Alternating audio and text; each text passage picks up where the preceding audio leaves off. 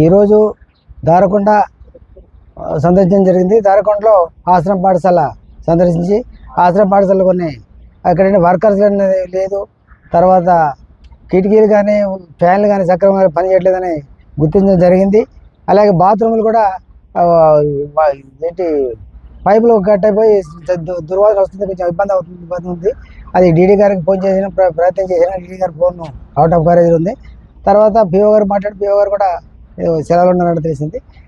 ఆ తర్వాత తదనంతరం దగ్గరలో ఉన్న పిహెచ్సి సందర్శించడం జరిగింది. పిహెచ్సిలో సదుపాయాలన్నీ బాగున్నట్టు గుర్తించడం జరిగింది.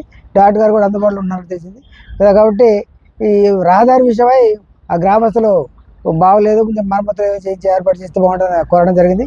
దాని మీద కూడా రహదారి విషయాల్లో కూడా మనం చొరవ తీసుకుని రహదారి తొందరలోనే బాగు చేయించే ఉద్దేశంతో నేను మనస్ఫూర్తిగా తెలియజేస్తున్న ప్రజలకు.